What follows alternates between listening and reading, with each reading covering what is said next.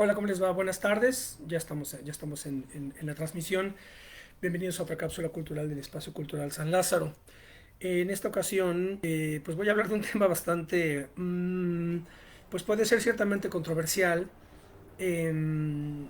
Ustedes ya habrán visto la postal, quienes tienen la gentileza de seguirnos. ¿Qué es la 4T? ¿Qué es la Cuarta Transformación? Entre la historia y la filosofía de la historia, y ponemos, supongo que todos deben de saber de quién se trata, la figura que aparece ahí es José María Morelos y Pavón.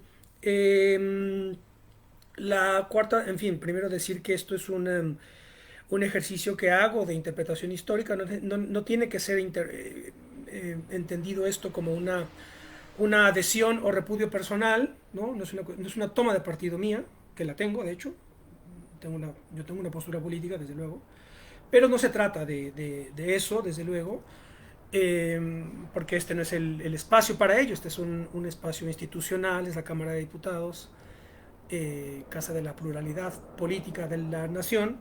Entonces, bueno, yo pongo estas cartas sobre la mesa en el entendido de que no es mi propósito definir mi posición política personal sobre este proceso, que como todos sabemos, creo que es evidente que estamos hablando de un proceso en marcha, planteado por el presidente de la República y el partido que lo respalda, Morena, y que ha definido la serie de acontecimientos, la serie de transformaciones, la serie de medidas, la serie de programas, la serie de iniciativas legislativas que se están impulsando, incluso ahora el presupuesto, etcétera.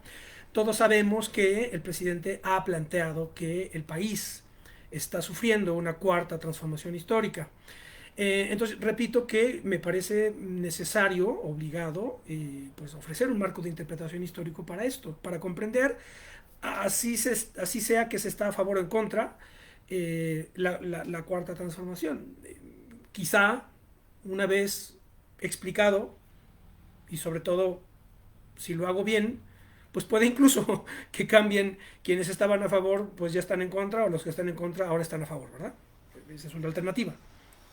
La otra es que pues todo el mundo siga exactamente igual y la adhesión o el repudio a lo que está ocurriendo al presidente, etcétera, pues se mantiene intacto. Pero bueno, el objetivo de estas cápsulas, desde el inicio de esta actividad, que ya llevamos, pues yo ya no sé cuántas llevo, más de 180, no sé cuántas llevo, muchísimas. Llevamos ya más de un año. El propósito fue abrir una, sin perjuicio de que esta perspectiva, esta plataforma es una plataforma cultural, es el espacio cultural San Lázaro, no podemos perder de vista que la historia, en fin, el espacio cultural es una plataforma que se define como un espacio complementario a la correcta maduración del juicio político de la ciudadanía. Es decir, no consideramos a la cultura o a las artes como actividades ajenas, sino que ajenas a la política, sino que son complementarias. Esa es la cuestión. Entonces, no me estoy perdiendo, digámoslo así, o no me estoy saliendo del foco de definición de las cápsulas culturales. Esta es la cuestión. Bien, decir primero que claro, que es de alguna manera mmm, peculiar el hecho de que de que del hoy presidente Andrés Manuel López Obrador, pero también desde sus campañas previas, él ya había planteado que había que poner en marcha una cuarta transformación de México. Eso es algo, no es tan usual, es lo que quiero decir, ni en México ni necesariamente en el mundo. Y aquí ya hay una primera cuestión problemática. ¿Qué es lo que debe de ofrecer un político, un aspirante a dirigir a una nación? ¿Qué es lo que debe de ofrecer al pueblo de referencia? ¿Le debe de ofrecer una interpretación del pasado para comprender su presente, o debe de olvidarse del pasado? Primera cuestión, ¿verdad? Un candidato a la presidencia de aquí o de cualquier país, ¿qué debe de hacer? Olvidarse del pasado, procurar que todos nos olvidemos del pasado y simplemente mirar hacia el futuro en función de las coordenadas de cada momento en función de los avances tecnológicos que están teniendo lugar, en función de, yo qué sé, del proceso de globalización que está teniendo lugar, de suerte tal que lo que debería de ser una nación, un pueblo, es olvidarse de su pasado y simplemente ajustarse al presente y tirar para adelante, ¿no? Como se suele decir, tirar para adelante y mirar al futuro, etcétera, ¿no? Muchos candidatos, no, sin dar nombres, pues suelen plantearse así, ¿no? Yo ofrezco un futuro para México, yo quiero que México en el futuro sea mejor, etcétera, el futuro, ¿verdad? Entonces, una de las peculiaridades del proyecto de Andrés Manuel López Obrador es que está asentado en una perspectiva que mira al pasado, es decir, sí, claro, mira al pasado como marco de explicación de lo que se está haciendo en el presente. Esa es la cuestión. Es decir, tiene un fundamento histórico el, um, el proyecto. El proyecto tiene un fundamento histórico en el entendido, creo que es una evidencia, es una obviedad, aunque luego no la gente lo tiene necesariamente claro, pero bueno, creo que es evidente que si se dice que esta es la 4T, se supone que hay tres previas, ¿verdad? O sea, que hay tres transformaciones previas, ese es el asunto.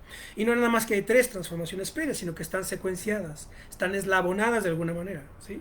Entonces, claro, de lo que se trataría es de encontrar las claves de ese eslabonamiento, las claves de esa secuencia, para entonces poder advertir, claro, si comprendemos esa secuencia de transformaciones que está detrás empujando a una supuesta, según se dice, cuarta transformación, bueno, por lo menos ya podemos tener claro de qué se trata esto, si estamos a favor o en contra, etcétera, ¿no? Lo que quiera, hay que impulsar, ¿no? Seguirlo impulsando, frenarlo, etcétera, ¿no? Aquí ya cada quien tomará su posición, pero por lo menos, como decía Antonio Labriola, este filósofo italiano, marxista, contemporáneo de Federico Engels, cuando decía, si comprender es superar, superar es sobre todo haber comprendido. Si comprender es superar, superar es sobre todo haber comprendido. Entonces, es la cuestión. Entonces, puedes estar a favor o en contra de la 4T, pero lo fundamental es comprender qué ocurre.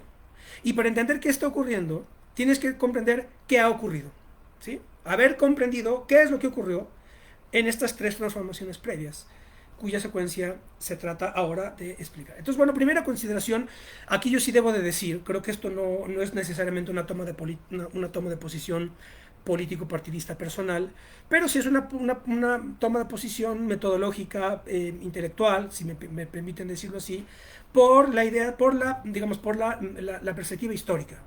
Eso creo que es evidente, es decir, yo llevo todas estas cápsulas que llevo haciendo, creo que es evidente que mi perspectiva siempre es histórica, es decir, constantemente, trátese del tema de que se trate, yo estoy constantemente introduciendo el tema en cuestión históricamente. Entonces, de entrada, yo me posiciono a favor de todo político, todo proyecto que tiene un enfoque histórico, que dice, bueno, nosotros venimos de esto, ¿sí? Los acontecimientos que nos anteceden obedecen este conjunto de causas, de suerte tal que lo que hoy debemos hacer es A, B, C, D, etcétera, ¿verdad? Porque tenemos un diagnóstico, etcétera. Bien, ¿no? Entonces, claro, esto sí se vale decir, ¿no? Mi perspectiva es histórica y por tanto, pues yo siempre aplaudí, vamos a decirlo así, la idea de que el candidato y el presidente siempre planteaba esto, y esto está escrito, de hecho, lo tengo escrito además. Entonces es el único, me acordaba, ¿no? En las anteriores elecciones presidenciales, yo siempre lo decía, que era el único candidato que hablaba históricamente. Los demás nunca hablaban de historia, ¿no? Acción Nacional, sus candidatos no hablaban de historia, hablaban del futuro, no, todo el futuro, pero sin hacer referencias históricas. Y entonces yo siempre aplaudía las referencias históricas. Creo que en algún momento comenté, no me acuerdo ya en qué cápsula, que luego suele haber un problema aquí, ¿cómo decirlo? Un problema así, pues metodológico también, en virtud del hecho de que la, la mezcla o confusión del plano psicológico individual con el plano social, nacional, político. ¿Por qué? Pues porque yo lo que advierto ahora es que hay una tendencia psicologista muy acusada, una tendencia psicologista que plantea que para tú poder avanzar en tu vida individual tienes que despojarte del pasado, ¿sí? yo nunca he ido al psicólogo ni pienso ir, pero en fin, uno se entera, ¿verdad? Está en el mundo, ¿verdad? Entonces yo advierto que eh, ese es muy habitual, ese tipo de planteamientos. Tú para poder avanzar tienes que olvidarte de tu pasado, desamarrar todos los nudos para que te permitan avanzar. Eso puede tener una utilidad psicológica, no lo niego, no lo niego. Pero el problema es cuando esa perspectiva, ese esquema de interpretar las cosas, la realidad, la trasladas a los agregados sociales, a los pueblos, a las naciones. Ahí no se puede, es mi tesis. Tú, cuando intervienes en política, es imprescindible tener conocimiento del pasado. Si no, estás en un presente perpetuo víctima de tendencias que van más allá de ti y que van más allá de ti precisamente porque son tendencias históricas. Esa es la cuestión, ¿sí? Bueno, en fin, esto como primer apunte, como primera consideración. En segundo lugar, debo decir que otra de las peculiaridades, ¿no?, que hacen tan interesante, bueno, a ver, no tengo mapeado que otros presidentes o candidatos han hecho planteamientos históricos para presentar sus proyectos, etcétera, sus gobiernos, etcétera, ¿verdad? No lo tengo mapeado, pero bueno, sería interesante ver quiénes. Bueno, en Venezuela, por ejemplo, es lo que ha ocurrido, ¿no? La idea misma de modificar, es decir, de insertar ese proceso actual en Venezuela en función de una gesta patriótica del siglo XIX, clave para comprender el mundo contemporáneo, como fue Bolívar, su proyecto bolivariano, etcétera. Ahí también tiene unas coordenadas históricas, una comprensión histórica. Yo recuerdo que cuando yo fui observador electoral en Venezuela, en 2012, me acuerdo, en la elección de 2012, sí, y me llamó mucho la atención que había o sea, me llamaba la atención del hecho de que el gobierno en esos momentos todavía vivo, presidente Chávez y su grupo, tenía coordenadas históricas para hablar y para explicar lo que estaba en marcha. Y yo me acuerdo que en esos momentos creo que era Capriles el candidato, no creo, era el Capriles el candidato, el opositor, pero me acuerdo que su discurso no tenía, ahí estamos otra vez, era lo mismo, él no hablaba de historia. Pero me acuerdo que cuando estábamos en los encuentros, ¿no?, cuando eres observador electoral, pues te presentan a todas las alternativas, de todos los partidos iban con nosotros y nos explicaban su proyecto, etcétera. Yo me acuerdo que había opositores que me agradecí ver que estaban ellos ya haciendo una contrainterpretación histórica del proyecto bolivariano, lo cual me pareció muy interesante. Y dije, bueno, ¿por qué? Uno, que de hecho se me va el nombre, pero digo, ¿cómo este no es el candidato? El opositor, el candidato opositor. Porque estaba situado a la misma escala histórica, ese es el asunto, ¿verdad? Es decir, ok, ¿no te parece el proyecto, en este caso, para hablar de Venezuela, el proyecto bolivariano por A, B, C, D? Ok, y porque tienes además una contrainterpretación histórica, bueno, ofrécela. Pero cuando no la tenían, que es lo que ocurrió con este otro candidato opositor, Capriles, pues no, se quedaba siempre, sus propuestas eran una cuestión como vacías, otra vez hablar del futuro y crítica pues al populismo, etcétera, pero nunca metiéndose en la historia como el drama de comprensión de los encadenamientos causales. Perdona, aquí hay mucho ruido en la calle afuera, espero que no esté interrumpiendo la transmisión. Bien, entonces, claro, segunda consideración, también muy interesante, muy sui generis, es el hecho de que el presidente, al plantear que lo que está ocurriendo en el presente es ya una cuarta transformación, nos pone en un problema metodológico. Y esto remite al subtítulo de la cápsula, porque yo pongo que es la 4T entre la historia y la filosofía de la historia, ¿verdad? Entonces, claro, él dice, lo que está ocurriendo, el presidente Mario Delgado del partido también lo plantea, etcétera, ¿no? Lo que está ocurriendo es una cuarta transformación. Los detractores, por ejemplo, he visto por ahí que dicen, no es una 4T, es una T4, o sea, una transformación de cuarta, etcétera, ¿no? Pero es un juego de palabras un poco burdo, ¿verdad? No entra si me siguen, ¿verdad? No es simplemente mofarse, pero no es entrar en la discusión respecto del eslabonamiento de causas que explican la historia nacional, que si estás en contra de esto, pues ofrecer una alternativa. Eso es lo que no aparece, ese es el asunto, ¿verdad? Entonces, claro, estamos aquí ante un problema metodológico. ¿Por qué? Pues por esto me recuerda aquello que decía, ya que hablé de Simón Bolívar, aquello que decía Simón Bolívar, cuando decía, A las revoluciones las tienes que ver de cerca, pero juzgarlas de lejos. A las revoluciones las tienes que ver de cerca, pero juzgarlas de lejos. Ese es el asunto. Es decir, un proceso para que tú puedas contemplar, concebirlo, definirlo como un proceso revolucionario, tienes que tomar mucha distancia histórica, ¿me explico? Yo ya hablé de esto cuando hablé de los estudios clásicos, del interés de los estudios clásicos como esta subdisciplina histórica que estudia periodos del pretérito de hace muchos siglos, en este caso, por ejemplo, la antigüedad clásica greco-helenística, ¿verdad? Entonces, claro, los estudios clásicos es un ámbito historiográfico fascinante porque te permite comprender ciclos de 5 o 6 siglos, ¿sí? De una sociedad, ¿sí? Entonces tú ves ciclos muy amplios en donde su prefiguración, su configuración, su auge, su cúspide, su declive, su decadencia y su caída, ¿sí? Por ejemplo, el Imperio Romano, ¿sí? Entonces, en esos ciclos tan amplios de varios siglos, tú puedes ver ahí toda una, tú puedes ver refractada la realidad, ¿verdad? La realidad, la experiencia histórico-política, la ves en todas sus manifestaciones, ¿verdad? Pero a distancia. Ese es el asunto. Entonces, claro, las tres, a ver, rápidamente, es evidente, ¿no? A ver, espero que esto sí todo el mundo lo tenga claro. Las tres T previas a la 4 es la independencia, la reforma y la revolución. Eso creo que sí debe de saberse, ¿verdad? Aunque luego yo veo que la gente no necesariamente lo sabe. Entonces, bueno, sirva esta cápsula para eso. Entonces, claro, históricamente tú dices, bueno, independencia, reforma y revolución son acontecimientos que nos distancian, ¿no? Respecto de los cuales hay una distancia de 200 años, 150 años, 100 años, ¿no? Más o menos, ¿no? La más cercana es la Revolución Mexicana, ¿sí? Es la más cercana. Pero por lo menos ya hay una cierta distancia que nos permite juzgar, como decía Bolívar, ¿verdad? ¿No? Las revoluciones solamente las puedes juzgar a distancia, de lejos, ¿sí? Para poder entonces verlos como ciclos de prefiguración, configuración, auge, cúspide, decadencia, declive, caída, colapso, lo que quieran, ¿verdad? Entonces, bueno, la independencia de México, pues ya se puede ver que, por cierto, se cumplen 200 años de la consumación de independencia en 1821, ¿verdad?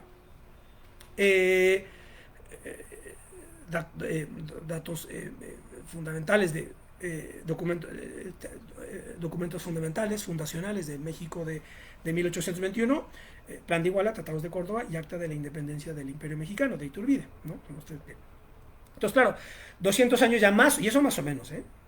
Eso más o menos. Pero bueno, se supone que ya tienes un poquito de perspectiva para ver a distancia, ¿no? El ciclo en cuestión y qué consecuencias puede tener, ¿no? Ya eso ya lo... Esto me recuerda aquello que le pregunto, una pregunta extraordinaria que le hacen a Chu Enlai, Chu Enlai, uno de los dirigentes más importantes del Estado Mayor de Mao Zedong, por ahí de los 70, le preguntan a Mao Zedong, a Chu Enlai, mi general, ¿cuál cree usted que son las consecuencias de la Revolución Francesa? Cuando, si esa pregunta se le hicieron por ahí de los 70, pues eso supone que ya habían pasado más o menos 200 años de la Revolución Francesa. Y entonces la respuesta de Chu Enlai es extraordinaria, le dice, quizás sea demasiado pronto para saberlo. ¿Se dan cuenta? Es decir, quizá tiene que pasar otros 100 años más, 300 años, es decir, en 2070 y tantos, ya podremos más o menos saber cuáles son las consecuencias de la Revolución Francesa. Se dan cuenta la sutileza, la penetración de la respuesta y el dramatismo del asunto. Porque claro, la Revolución Francesa es uno de los antecedentes históricos, doctrinales e ideológicos del proceso revolucionario, dentro del cual y dentro de cuya cabina de mando estaba Chu Enlai junto con Mao Zedong. Es decir, la revolución bolchevique rusa y la revolución china maoísta son dos expresiones de un eslabonamiento de causas precisamente que arranca con el proceso de revolución francesa. Es la cuestión. Como decía Louis Madeline, otro escritor francés, cuando decía, claro, si tú condenas una revolución, tienes que condenarlas a todas. Ese es el problema. Entonces tú puedes decir, la Revolución Francesa, bueno, esa sí está bien, libertad, igualdad y fraternidad. Ah, no, pero la Revolución Mexicana no, esa ya no. No, porque eso ya es populismo. No, es que ese proceso, la figura, y aquí ya me estoy adelantando un poco, pero el concepto de revolución es un concepto fundamental para entender la edad contemporánea. La edad contemporánea, creo que esto ya he hablado mucho al respecto, es la que se va perfilando a partir del siglo XIX en adelante. Entonces, tú no puedes decir, claro, por ejemplo, la Revolución Francesa, sí, muy bien, me ha tocado ver, no voy a dar nombres, pero me acuerdo que alguien decía, claro, sí, yo soy de izquierda porque yo sigo creyendo en los principios de la Revolución Francesa. Libertad, igualdad y fraternidad. Claro, esos son tres conceptos muy bonitos, ¿verdad? Suenan muy bonitos. Libertad, igualdad, fraternidad. Hombre, ¿quién? Pues, ¿no? Todo el mundo aplaude esos principios. Eh, pero después Luciano Canfora decía, claro, pero eso es muy lejano. Lo importante es entender, por ejemplo, qué hacemos con la Unión Soviética. La Unión Soviética, que fue ya la continuación de alguna manera, no es lineal, pero es multilineal, pero es una continuación histórica en cuanto que tendencia histórica, la revolución bolchevique, no puedes comprenderla más que como una extensión matricial de la revolución francesa. Entonces, no me digas libertad igual, no, define cuál es tu posición respecto a la Unión Soviética o la revolución bolchevique, y eso ya es más problemático, para ese es el asunto. Además de que olvidan aquello que decía Carlos Marx. Detrás de la libertad, la igualdad y la fraternidad no estaba más que la artillería, la infantería y la caballería de Napoleón. Es decir, la guerra y la matanza nacional. Ese es el asunto. Para que la libertad, la igualdad y la fraternidad pudieran abrirse paso en una sociedad como principios rectores, fue necesaria la guerra nacional, la matanza nacional, decía Marx. Y en el 18 Brumario, ese texto extraordinario, decía, claro, la burguesía liberal francesa no se daba cuenta que la paz y la tranquilidad que ellos tenían para poder comerciar libremente, para que eso haya podido darse, fue necesaria la guerra nacional. Y que los espectros severos de la República Romana estaban velando esa cuna. Los espectros severos, los fantasmas de los grandes generales romanos, son los que estaban velando la cuna del mundo burgués al que le dio vida la Revolución Francesa. Bien. Entonces, claro, estamos ante este problema de que históricamente, ya digo, ya podemos ir interpretando la 1T, ¿no? La independencia, la reforma y la revolución.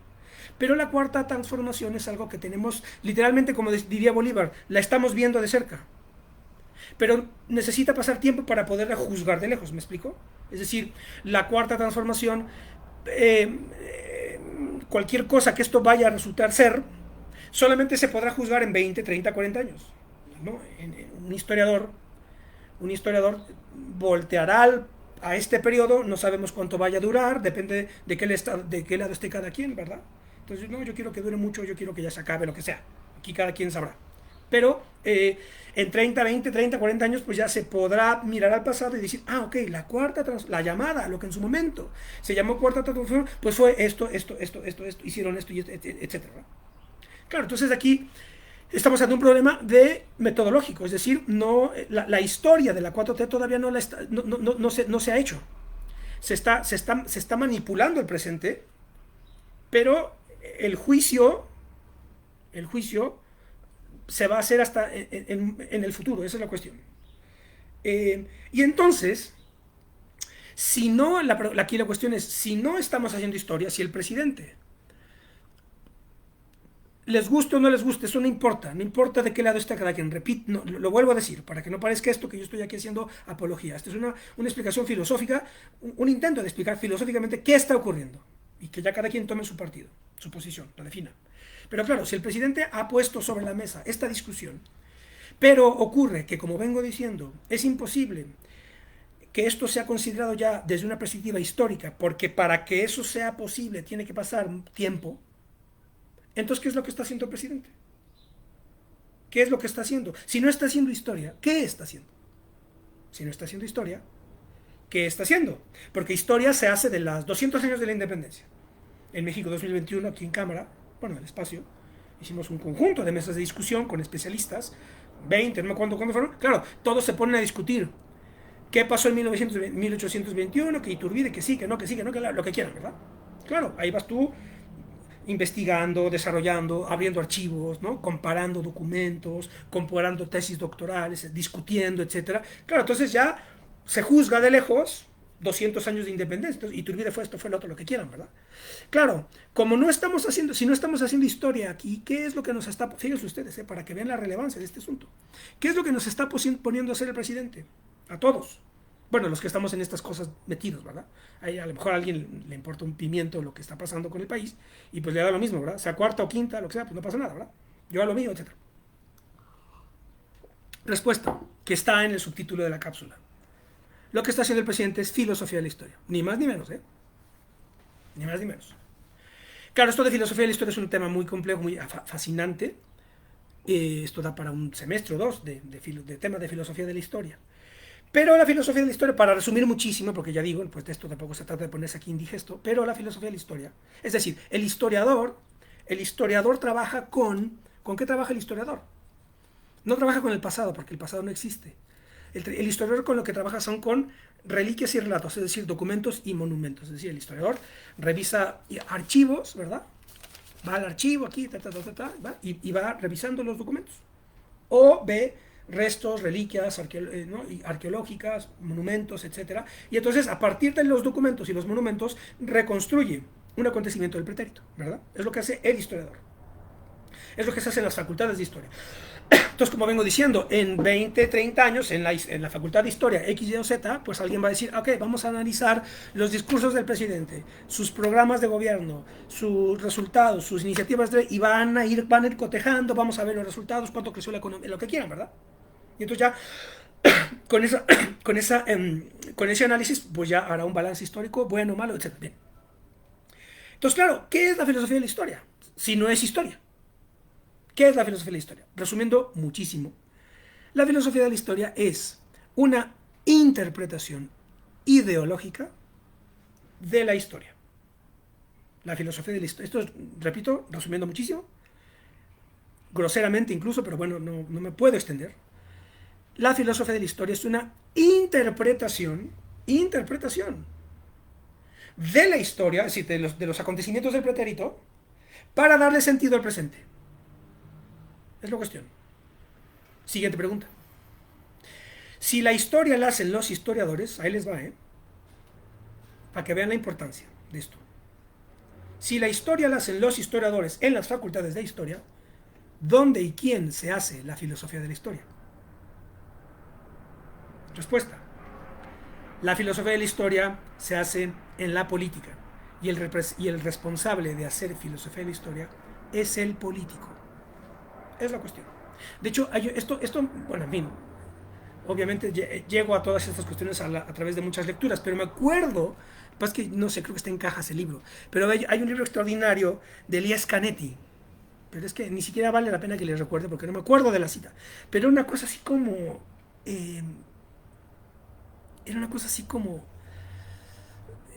no me acuerdo qué libro, ya les digo, pero Canetti estaba hablando creo que de la Segunda Guerra Mundial, algo así, o de la Primera, no me acuerdo, y entonces pone una discusión entre dos personas y estaban viendo si iban o no iban a la guerra. Y entonces creo que le dice a uno, no, yo no voy a ir porque yo no esas cosas. Algo así, es que no me acuerdo bien, pero bueno, más o menos. Y le dice, pero ¿cómo? ¿Pero no crees que es justa esta guerra? Y él le responde, no lo sé, yo no soy filósofo de la historia. Es extraordinaria, es decir, ¿dónde está la justicia, la justicia, por ejemplo, de una guerra, de una invasión, de una revolución, etcétera? Y la respuesta es, no sé, yo no soy filósofo. No dijo, yo no soy historiador. Dijo, no sé si es justa esta guerra, yo no soy filósofo de la historia. Ahí está extraordinario. ¿Por qué? Pues porque esta interpretación ideológica de la historia supone encontrar, ahí les va, supone encontrar la ley de la historia. La ley de la historia. Es decir, ¿cuál es la ley o las leyes a partir de las cuales los acontecimientos humanos tienen lugar? Tremenda cuestión. ¿Quién fue el que planteó la más clásica la más clásica tesis sobre la ley de la historia? Es la de Carlos Marx, ¿verdad? Muchos sabrán. La ley de la historia es la lucha de clases, ¿no?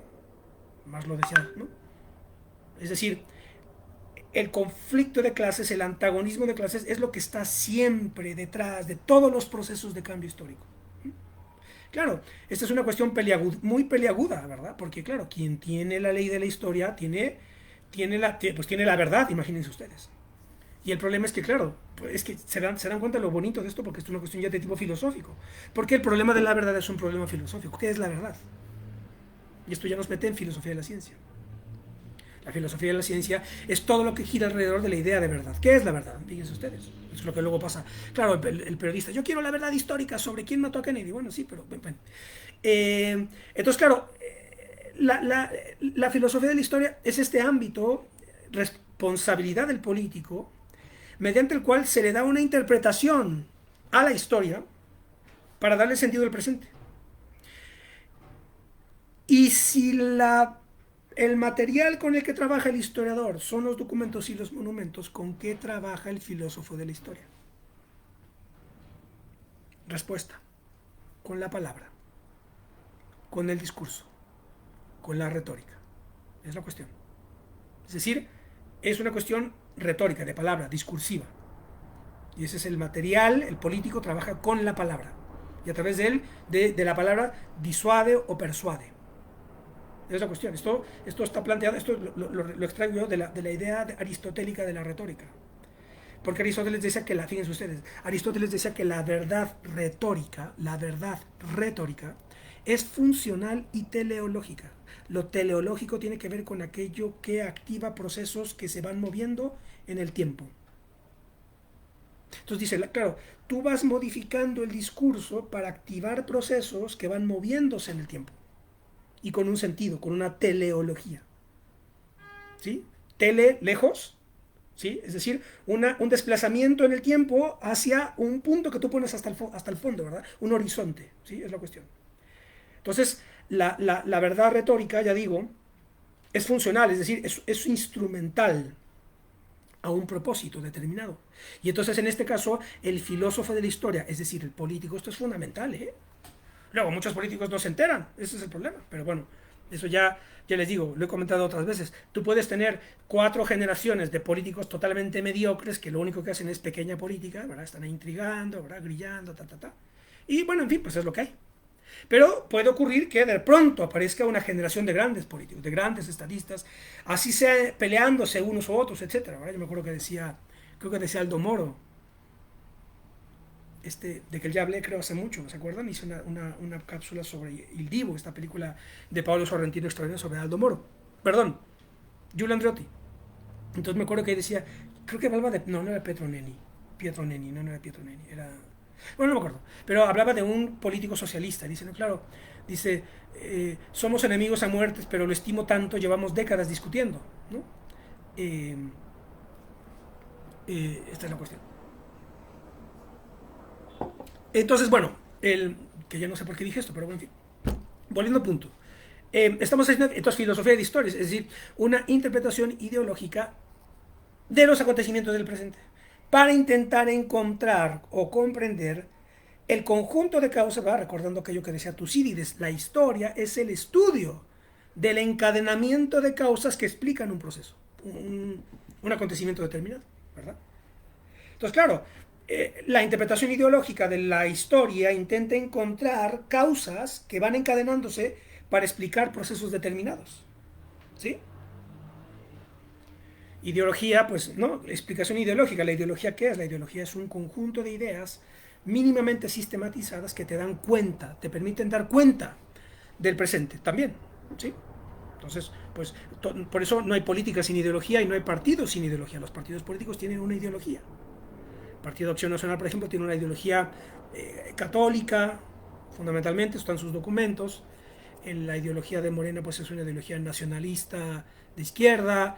El PRI, el PRD, por lo menos en sus documentos, tienen una ideología socialdemócrata. ¿Me explico? Son ideologías. Esto ustedes entren a Wikipedia, pongan partidos en México y denle clic y luego vean ideología y ahí se las va a poner. El PT tiene una ideología, no me acuerdo, etcétera, socialismo democrático, lo que quieran, ¿verdad? Entonces, claro, la filosofía de la historia, resumiendo muchísimo, es una interpretación del pasado ideológica desde la cual tratas de encontrar las causas, ¿verdad?, que van explicando ese proceso. Esto me recuerda, esto fue ahorita, ahorita leyendo, despejándome un poco la cabeza para hablar. Me puse a leer este libro extraordinario de P.D. James. P.D. James es una de las principales escritoras de novela policial inglesa. Y entonces estaba empezando a leer y me encontré con una idea genial de Forster. Edward Forster fue otro escritor importante de viajes, etcétera, inglés, que da en el clavo, Darle claro, fíjense lo que les voy a leer. Dice Forster. En el entendido de, pongan atención, es decir, lo que voy a decir aquí tiene que ver con el hecho de que es decir, una cosa son los acontecimientos históricos, ¿verdad? Es decir, el asesinato de Madero, un hecho histórico, punto, ¿no? La matanza del 2 de octubre del 60, un punto, un hecho histórico, un factum histórico, como se dice. Claro, la discusión es cómo lo explicas, a qué obedeció el asesinato de Madero, qué es lo que verdaderamente ocurrió. Hay cosas que se podrán saber, hay cosas que ya jamás se podrán saber, etcétera, ¿verdad? Y además, y después es ver en perspectiva ideológica a qué causas o a qué leyes, siguen ustedes, obedeció ese acontecimiento tan puntual. Y esto tiene que ver con la forma en la que vas escribiendo la historia, literalmente, o con la forma en la que la vas diciendo. La retórica, esto lo plantea mucho Hayden White, es un teórico de la historia norteamericano, me parece, en este libro Meta Historia, cuando dice que, claro, inspirándose en Vico, dice, claro, la historia es una narración, de acontecimientos del pretérito, pero entonces la clave es la forma en la que los vas narrando. Entonces dice, claro, las figuras de la retórica son fundamentales a la hora de que tú vas explicando la historia. ¿Sí? Pues dice la metáfora, la metonimia, la sinécdoque y la ironía, como las 4 figuras retóricas fundamentales para tú ir explicando los acontecimientos. ¿Qué es lo que luego pasa cuando lees tú, por ejemplo, muchos historiadores ingleses, los ingleses sobre todo, son como siempre fríos, etc. Bueno, Churchill no. Por ejemplo, tú lees a Churchill y Churchill era la pasión total en sus textos, ¿no? Pero luego lees otros historiadores, por ejemplo, John Eliot, este gran hispanista británico, y siempre es todo muy neutral, muy frío, etcétera, ¿no? Claro, y eso se ve en la forma en la que lo va narrando. Pero no sé si me van siguiendo, es decir, aquí lo fundamental es la palabra, la retórica, el discurso, la poética incluso. No tanto el cotejo historiográfico riguroso de los acontecimientos del pretérito que se van reconstruyendo a partir de los documentos. ¿Me explico? Bien. Esto lo explica Forster de la manera siguiente. Lo cita P.D. James en el texto de Forster, Aspectos de la novela. Y entonces dice Forster, el rey murió y luego murió la reina. Eso es una historia, ¿no? Eso es historia. El rey murió y luego murió la reina. Bien. Y luego dice Forster, el rey murió y luego la reina murió de pena. Eso es una trama, dice Forster, ¿no? Primero el factum, ¿no? El hecho. El rey murió y luego la reina murió. Punto. Eso es historia. Pero una trama es el rey murió y luego la reina murió de pena. Y luego continúa. La reina murió, nadie sabía por qué, hasta que se descubrió que fue de pena por la muerte del rey. Eso es una trama con misterio. Un enunciado que admite un desarrollo mayor. Y eso ya, fin de la cita de Forster. Y luego añade P.D. James. Yo añadiría, todo el mundo creyó que la reina había muerto de pena hasta que descubrieron la marca del pinchazo en el cuello. No sé si me siguen. Es decir, aquí de lo que está, aunque esto está hablando de la novela, hay que entenderlo como un ejercicio narrativo, mediante la cual, aunque esto es ficción, desde luego, esto lo trasladamos al análisis ideológico de la historia y decir, claro, hubo 1T, 2T, 3T, 4T, lo que quieran, ¿verdad? Pero obedecieron, cada uno de esos acontecimientos obedeció a estas cosas. O se pensó en su momento que obedecían esas cosas. O todo el mundo pensaba que obedecía a estas cosas hasta que se descubrió. ¿Me explico? Entonces, claro, ahí nos estamos metiendo en la filosofía de la historia. Un ejercicio estrictamente retórico, discursivo. Esa es la cuestión. Y aquí el interés, el dramatismo y la responsabilidad sobre todo de los que están planteando todas estas cuestiones. Porque siempre hay una confrontación entre el dato histórico y las interpretaciones de filosofía de la historia que se hacen desde la política. Yo lo he comprobado. Cuando hicimos y esto no es una crítica, simplemente es un comentario, cuando hicimos las mesas de discusión sobre México 2021, muchos historiadores no querían venir porque pensaban que era una cuestión politizada, ideológica, y entonces rehuyen de eso, porque ellos lo único que quieren es el hecho documentado, pero claro, es que el hecho documentado es la historia. Pero la filosofía de la historia es la interpretación del conjunto de causas inmediatas, mediatas y lejanas que están detrás de acontecimientos históricos determinativos de lo que somos, ¿verdad? Ese es el asunto. Y entonces lo que está ocurriendo aquí es que se está planteando que nosotros estamos en una cuarta transformación, para bien o para mal, se está a favor o en contra, que obedece al encadenamiento, al eslabonamiento de 3 transformaciones, la comprensión de cuyas claves se convierte entonces en algo fundamental, dramático literalmente, ¿sí? ¿Qué sería entonces esto? Tengo que apurarme porque yo esto, en otros contextos me puedo hablar aquí 3 horas de esto, pero no se trata de eso. Claro, ¿de qué se trataría? Se trataría de explicar, es decir, las tres transformaciones y por tanto la cuarta, ¿no? Que ahí vamos, ¿no? Quiero llegar a más o menos caracterizar a la cuarta sin que jamás pueda hacer un dictamen histórico, porque ese dictamen ni ustedes ni yo lo vamos a hacer. Ese dictamen histórico lo dará la historia, ¿verdad? Me recuerdo aquello que le preguntan a Fidel Castro: oye Fidel, ¿y cuál crees tú que va a ser el juicio que la historia hará de ti?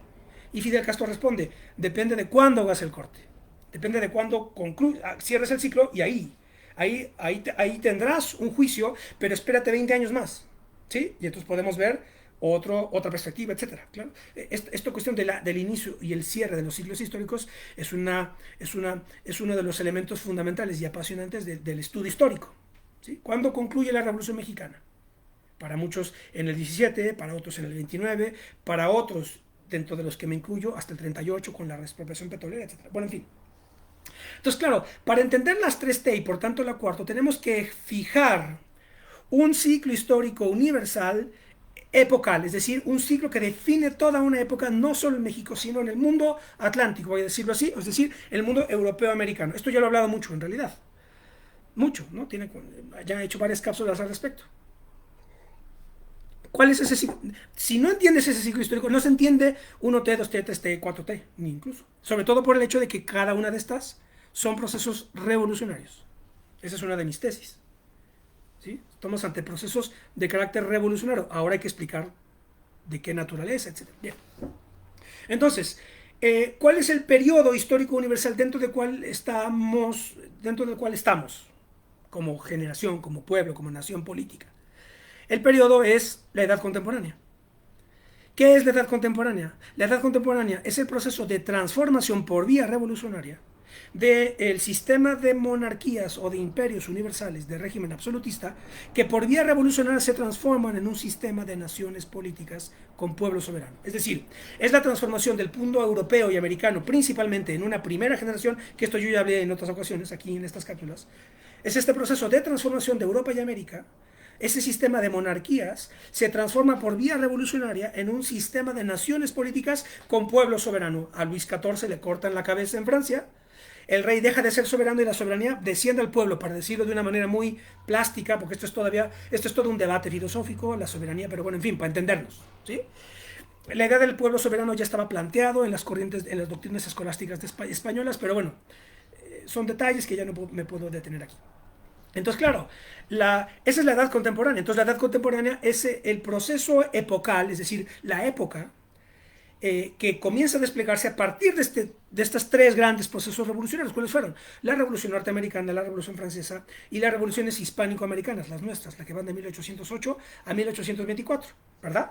Entonces, como dice José Luis Romero, el ciclo de las revoluciones comienza en 1776 con el antecedente, desde luego, de la Revolución Inglesa del siglo XVII. Aunque bueno, Inglaterra siempre se cuece aparte. Y con cuidado siempre. Inglaterra siempre con cuidado. O sea, verla con cuidado. Porque ellos van a lo suyo. Pero claro, el proceso de la revolución contemporánea es el de estos tres procesos revolucionarios. Revolución norteamericana, Revolución francesa, revoluciones hispánico-americanas. Ahí queda reorganizado el mundo atlántico, europeo-americano, ¿sí? En virtud del cual se recortan naciones políticas en donde el pueblo comienza a ser soberano. Por tanto, el concepto de soberanía popular es uno de los pivotes que va a recorrer todo el proceso de las transformaciones. La idea de soberanía popular, claro, es la cuestión. Es decir, el Estado, es que no me puedo extender demasiado, el Estado sigue siendo la figura fundamental de la soberanía, pero esta soberanía está asentada en el pueblo y su voluntad tiene que estar representada en las asambleas. Esto ya lo expliqué cuando expliqué qué es la Cámara de Diputados, me acuerdo. Hace ya varios meses hice una cápsula sobre qué es la Cámara de Diputados y la centralidad que tiene la Cámara. Los congresos son importantes, digámoslo así. Los congresos son la característica distintiva de la edad contemporánea, que ya la voluntad popular, la voluntad general, que también es un concepto metafísico, pero bueno, en fin, para entendernos, esa voluntad tiene que ser representada en los congresos. Ese es el asunto, ¿sí? Bien. Entonces, el proceso que tiene lugar con estas revoluciones atlánticas, norteamericana, francesa, hispánico-americanas, reorganiza el mundo atlántico, europeo-americano, en lo que yo llamo las revoluciones nacionales de primera generación. Después vendrían revoluciones nacionales de segunda, de tercera, y quizá está teniendo lugar una cuarta generación de revoluciones nacionales. Y son los que van ya recorriendo en realidad el mundo entero. Hasta que tiene lugar, por ejemplo, el proceso revolucionario chino tan importante que fue lo que hace Mao Zedong, ¿verdad? Mao Zedong, es decir, en el siglo XX China logra conjugar, capitaneado el proceso por Mao Zedong, conjuga el proceso comunista con el proceso nacional, la revolución comunista con la revolución nacional. Conjuga esos dos procesos y nos ofrece la matriz del imperio más poderoso del presente o en ascenso, que es China hoy. Bien. Entonces, claro, eso solamente para definir el periodo, para que vean, ¿eh? Es decir, cuando se habla de 4T, no es que estemos hablando de 30 años, no, estamos hablando de 200 años, ¿me siguen? Es decir, estamos hablando de un proceso que se quiere defender como el resultado del eslabonamiento de tres transformaciones previas. Claro, y estas tres transformaciones previas forman parte de un proceso de organización epocal del mundo atlántico europeo-americano, eh, a partir del cual cobran vida naciones políticas con pueblo soberano y empiezan un proceso de organización nacional, consolidación nacional, defensa nacional. Segundo concepto clave, la idea de nación y de nación política. Soberanía, nación, nación política. Entonces, ¿qué son la 1T, la 2T, la 3T? Y por tanto la 4.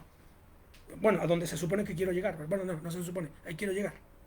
¿Sí? Pero ¿qué son la 1T, la 2T, la 3T? La 1T, la 2T y la 3T son procesos históricos que tienen lugar en México, que están de alguna manera, no puedo afirmarlo categóricamente porque no puedo decir que sea una ley, pero es un ejercicio especulativo propio de la filosofía de la historia lo que estoy haciendo, ¿me explico? La 1T, la 2T y la 3T, es decir, la independencia, la reforma y la revolución, son procesos históricos de transformación nacional que están empujados por el concepto de soberanía y de nación y nacionalismo. Soberanía, nación, nacionalismo. Soberanía, nación, nacionalismo.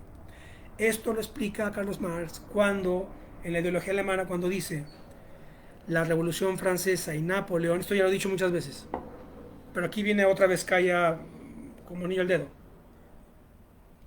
La Revolución Francesa y Napoleón transformó al buen bebedor de cerveza de las tabernas alemanas en un ciudadano histórico alemán. La Revolución Francesa y Napoleón transformó al buen bebedor de cerveza de las tabernas alemanas en un ciudadano histórico alemán. ¿Qué significa esto? Que Napoleón controla la Revolución Francesa, la sofoca, pero después expande sus principios, libertad, igualdad, fraternidad, con su artillería, su infantería y su caballería, precisamente, ¿verdad? Y entonces empieza a invadir Europa para derribar a las monarquías cuya caída él consideraba necesaria. Y dice, no, claro, pero no lo van a hacer estos revolucionarios, lo voy a hacer yo. En 1806 invade Prusia, o sea, Alemania. Y entonces lo que dice Marx, cuando ven en las tabernas de Múnich, ven pasar tropas francesas, el buen bebedor de cerveza, el borrachín, dice, oye, ¿qué pasó? ¿Cómo que una bandera francesa? No, esto es Alemania. Ese es el dispositivo fundamental de la nación y la soberanía, que no puedes tú utilizar para entender el siglo XVIII, el XVI o el XVII, novohispano, por ejemplo. No existía la idea, aunque solo fue posible. Esto ya no lo voy a poder desarrollar, pero la idea de nación soberana que después aparece en el siglo XIX solo fue posible porque se estableció aquí un sistema virreinal que trajo el derecho romano. Es decir, se funda, vamos a decir, una nueva soberanía, que en ese caso era una soberanía vinculada con la monarquía, propia del antiguo régimen, del sistema monárquico virreinal, ¿sí? Con el proceso de transformación insurgente, esto desembocaría en una soberanía nacional. Esa es la cuestión.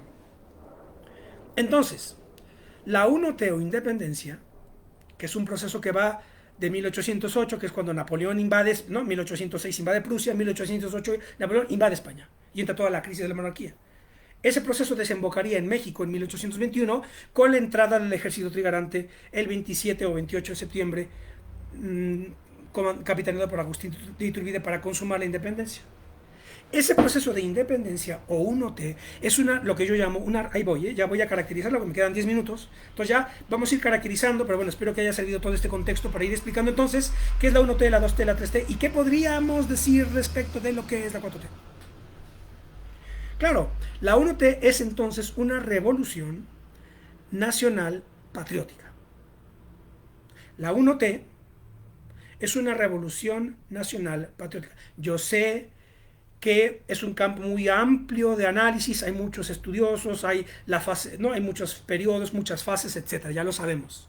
Ya lo sabemos. Pero esto no es una discusión histórica, nada más. Como dice Forster, el rey murió y luego la reina murió. Ah, bueno, pues Hidalgo murió, luego murió Morelos, luego vino Mina, luego no sé qué, y luego Vicente Guerrero firmó los tratados de Córdoba con Iturbide, ¿verdad? Y luego ya somos independientes. Esa es la historia. Pero lo importante es cuáles fueron el conjunto de causas y cuál podría haber sido la ley que estaba detrás, que estaba trabajando, impulsando esos procesos históricos.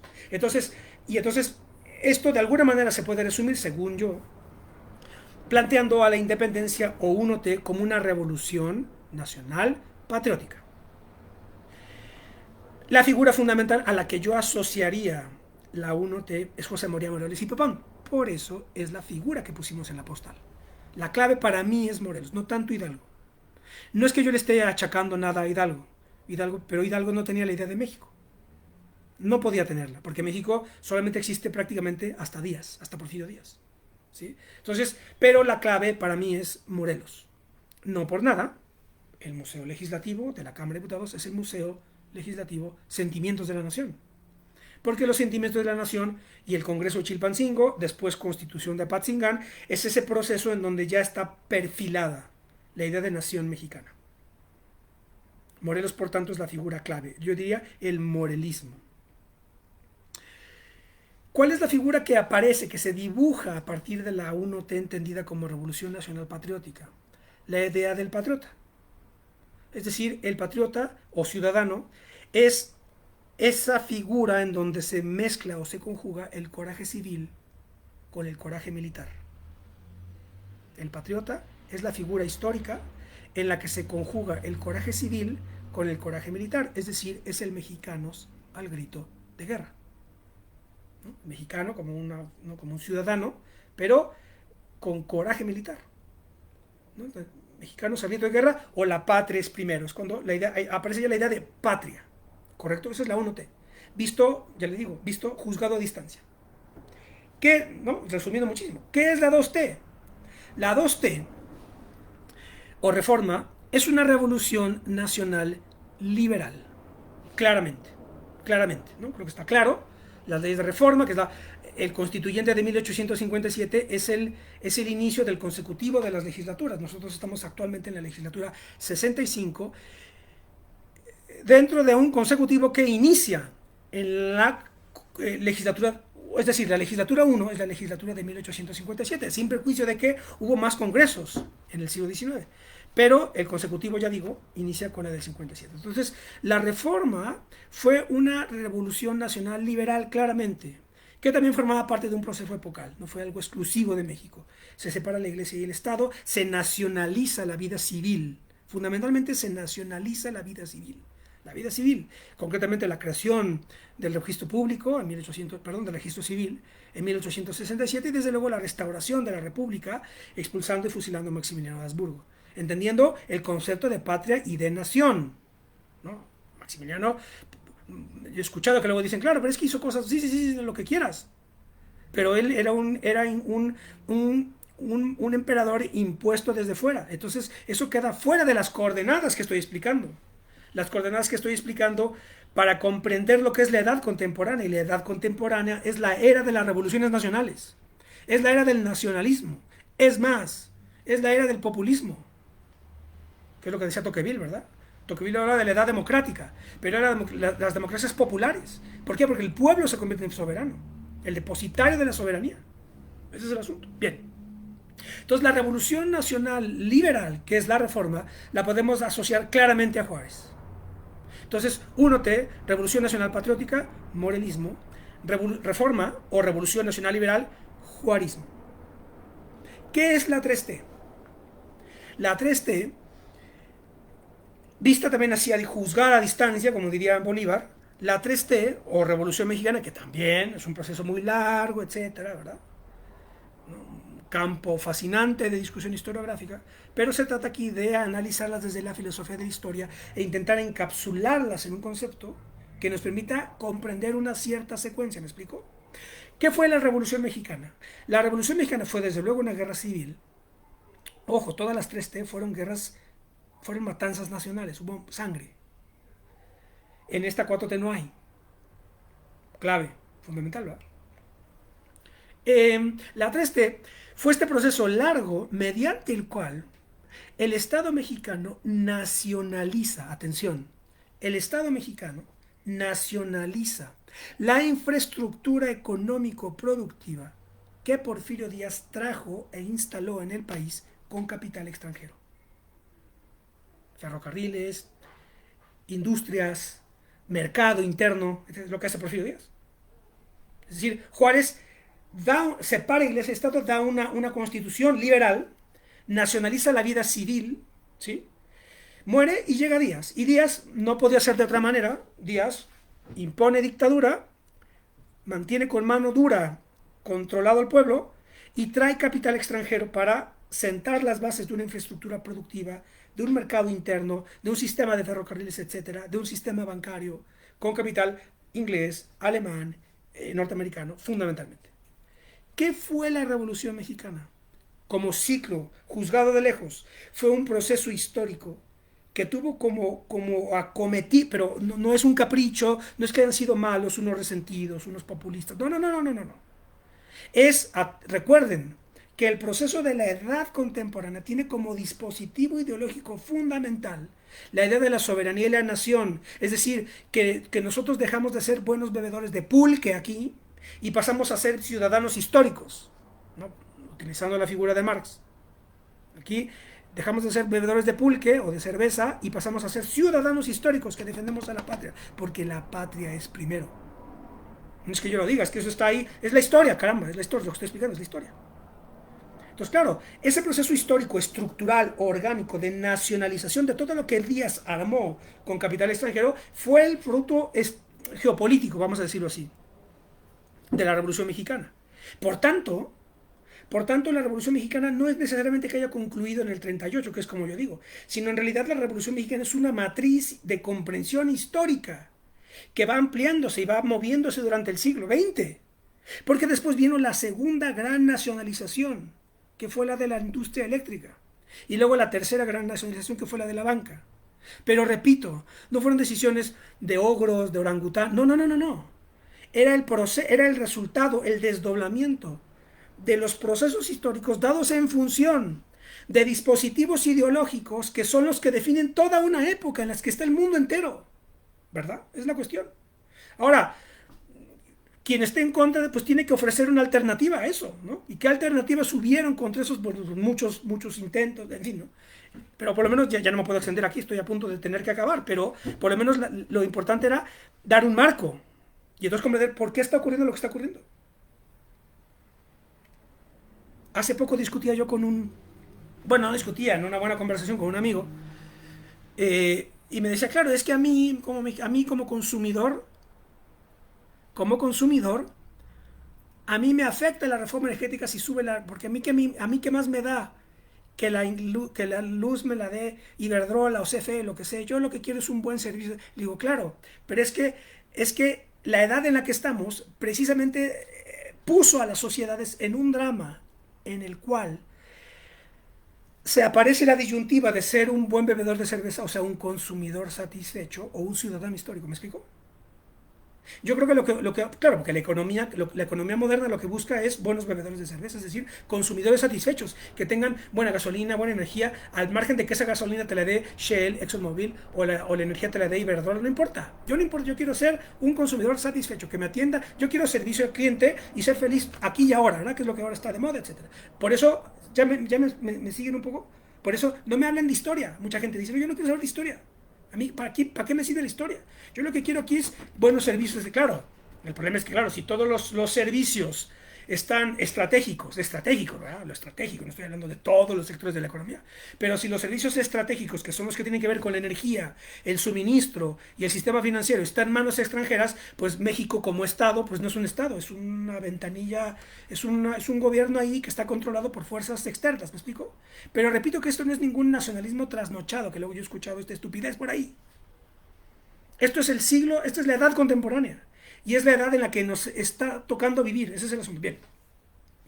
Entonces, claro, la Revolución Mexicana es esa matriz histórica que tiene que activa un pulso, una tensión entre los impulsos de nacionalización y los impulsos de liberalización de las estructuras económico-productivas.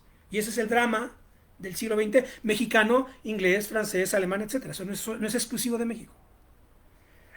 O sea, había tantas empresas públicas en los 60 y los 70 en Inglaterra como en México. Quien modificó eso fue, por ejemplo, Margaret Thatcher, inaugurando el neoliberalismo, etc. Bueno, bien, ¿qué es la 4T? ¿O qué podríamos decir que es la 4T? Habiendo dicho todo lo que vengo diciendo. La 4T para mí, bueno, claro, la revolución. Ya lo dije. No. La revolución, bueno, sí. La revolución mexicana entonces sería una revolución social, popular, nacionalista. 1T o independencia, revolución nacional patriótica, morelismo, Morelos. 2T o reforma, revolución nacional liberal, Juárez, juarismo. 3T o revolución mexicana, revolución social, popular, nacionalista, Cárdenas, cardenismo. Morelos, Juárez, Cárdenas. Por eso en la gráfica gubernamental siempre están esas figuras secuenciadas. Esa es la razón, que están secuenciadas. Y eso es lo que le confiere densidad histórica al proceso. Entonces, claro, quien esté en contra tiene que oponer, no decir que es de cuarta, sino oponer una interpretación alternativa. Ese es el asunto. Y defenderla. Y ahí, bueno, ya nos entendemos. El problema es que luego no hay, etcétera, y entra todo el tiempo con que si usa o no cubrebocas el presidente.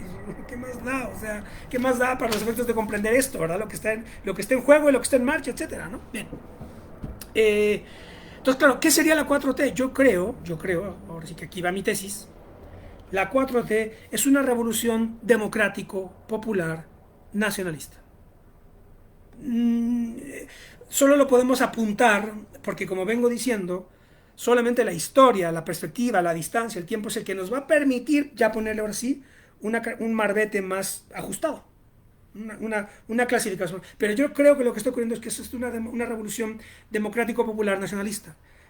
Es un proceso no violento. Y el hecho, varias cuestiones. Este concepto de revolución democrática es muy importante. Muchos lo asociarán con el partido de la revolución democrática y eso es clave. ¿Por qué? Porque en el surgimiento del partido de la revolución democrática, del que proviene López Obrador, hubo un enroque histórico, vamos a decirlo así, entre la izquierda de la revolución socialista y lo que terminaría siendo precisamente la izquierda de la Revolución Democrática que encabezó en su momento el ingeniero Cuauhtémoc Cárdenas cuando fue candidato del Frente Democrático Nacional.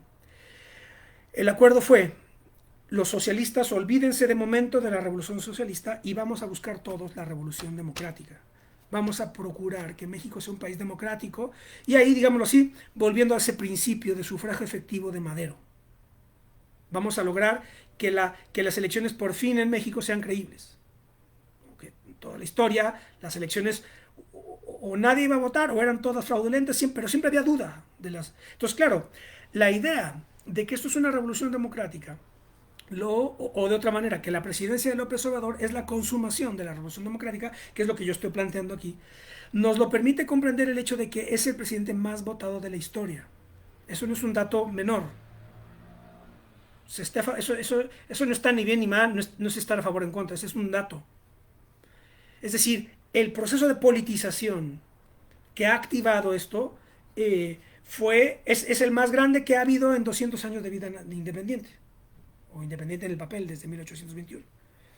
Y además, creo yo, que la propuesta del presidente por revocación de mandato confirma la idea de que esto es una revolución democrática. Es decir, aunque a muchos no les guste y se nieguen a aceptarlo, él está sometiendo su mandato a escrutinio, siguiendo el principio de la revolución democrática. Es decir, si quieren que me vaya, me voy. Quienes no quieren que se vaya están muy molestos porque dicen, ¿y por qué se le ocurre plantear eso? No, que no pregunte nada, que termine su sexenio. Yo sostengo, porque esto me confirma la idea de que esto es una revolución democrática. Popular nacionalista. Es decir, tiene esta característica fundamental democrática, pero sigue siendo nacionalista. Es la cuestión, es la clave, es el hilo conductor, si me han seguido hasta aquí. Es el hilo conductor. El nacionalismo, el patriotismo, soberanía. Nacionalismo, patriotismo, soberanía. Nacionalismo, patriotismo, soberanía popular. Son los tres conceptos clave que explican la edad contemporánea en México y en el mundo europeo atlántico en general, e incluso en el mundo luego de que tiene lugar el siglo XIX y el siglo XX. ¿Correcto? Eh, Rápidamente, libros que van a explicar esto. La 1T y la 2T está explicado en un libro extraordinario que se llama Juárez y la Reforma, de Andrés Molina Enríquez, que es un autor del que ya hablé hace mucho tiempo. Hice una cápsula, es autor titánico. Juárez y la Reforma, de Andrés Molina Enríquez. Él te explica el siglo XIX diciendo el siglo XIX es el anudamiento de tres figuras fundamentales: Morelos, Juan Álvarez, es decir, la revolución de Ayutla contra Santana, Juárez, ¿sí? Chilpancingo, Ayutla, Juárez. Eso está resumido, ¿verdad? 1T y 2T están resumidos en ese libro. Juárez y la Reforma, Andrés Molina Enríquez. 3T o Revolución Mexicana, ese libro, ese proceso, tal como lo estoy explicando, está resumido en un libro extraordinario de Arnaldo Córdoba que se llama La ideología de la Revolución Mexicana. Revisen ese libro y comprenden muy bien qué fue la Revolución Mexicana como proceso ya orgánico, acabado, etcétera, como ciclo. Y para comprender, el libro de la 4T no está escrito todavía, es evidente, ya ¿no? Llevo una hora hablando de esto, todavía no se escribe ese libro explicando históricamente. Pero hay un libro clave que permite comprender más o menos cuáles son sus variables fundamentales.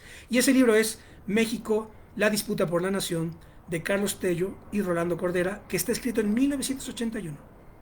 Carlos Tello, Rolando Cordera, México, la disputa por la nación. Ese libro les va a permitir comprender, y espero que como complemento de todo lo que aquí les he dicho, qué es la 4T.